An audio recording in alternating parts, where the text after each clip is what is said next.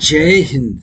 Eighth pay commission में 100% सही fitment factor क्या होगा, ये बड़ी अपडेट आई है। फिटमेंट फैक्टर 2.86 से काफी कम होगा और जो फिटमेंट फैक्टर होगा वो एमएसपी में जो फिटमेंट फैक्टर मिलेगा वो 1.98 का फिटमेंट फैक्टर एमएसपी में भी लगेगा।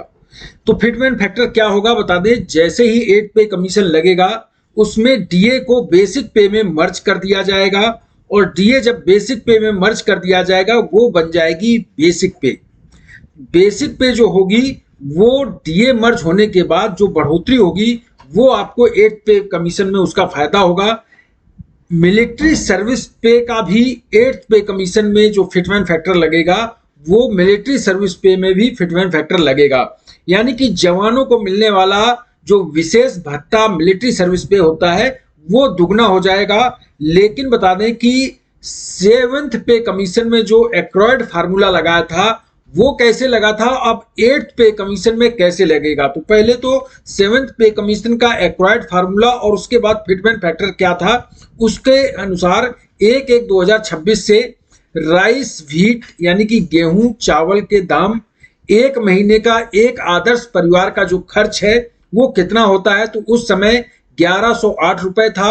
वहीं दाल, रॉ वेजिटेबल, ये सारी चीजें, milk, fruits, fish, meat, egg, ये एक महीने का एक परिवार का खर्च जो होता था उसको टोटल करके 9,217 रुपए हुआ था 7th पे कमीशन में। 8th पे कमीशन में इन चीजों में कितनी बढ़ोतरी हुई है उस हिसाब से आपका फिटमेंट फैक्टर लगेगा, क्योंकि 7th पे कमीशन में इसे कैलकुलेट किया गया तो टोटल बना था 17,992 रुपए।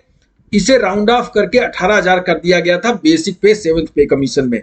तो फिटमेंट फैक्टर पुराना आपका जो फिटमेंट फैक्टर बना था 7th पे कमीशन में 18,000 डिवाइडेड बाई 7,000, क्योंकि 6th पे कमीशन में 7,000 बेसिक हुई थी तो इस हिसाब से 2.57 फिटमेंट फैक्टर बना था। लेकिन 8th पे कमीशन में इन चीजों में कितना बढ़ोतरी हुई है उस हिसाब से आपका फिटमेंट फैक्टर क्या होगा। और अगर ये फिटमेंट फैक्टर लागू हुआ तो ये 100% सही फिटमेंट फैक्टर होगा, क्योंकि जो चीजों में बढ़ोतरी हुई है इन 10 सालों में वो बताती है कि फिटमेंट फैक्टर आपका कितना लगेगा। इसी को हिसाब से 1/1/2026 तक आपकी जो बढ़ोतरी होगी राइस व्हीट में पर केजी जो पर डे जो खर्च है और उसके बाद मंथली का एक परिवार का खर्च है 1,688 रुपए। पहले ये 1,000 कुछ रुपए था, अब ये 7th पे कमीशन में इसमें कीमतें बढ़ गई हैं। 1,688 रुपए एक परिवार का खर्च रहेगा। दाल का खर्च 1,080 रुपए एक महीने का।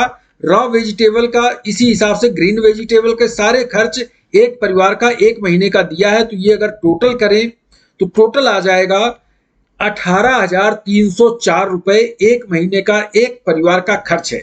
इसमें कुछ कैलकुलेशन किया जाता है जो कि इलेक्ट्रिसिटी, फ्यूल, वाटर चार्ज का, मैरिज, रिक्रिएशन, फेस्टिवल चार्ज का और स्किल के लिए 25%।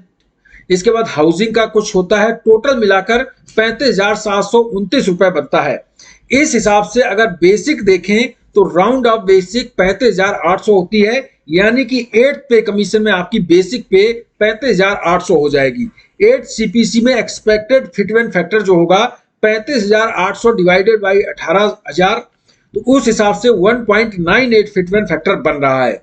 अगर ये कैलकुलेशन सही रही तो फिटमेंट फैक्टर 1.98 मिलेगा, जो कि कहा जा रहा था 2.86, उससे काफी कम।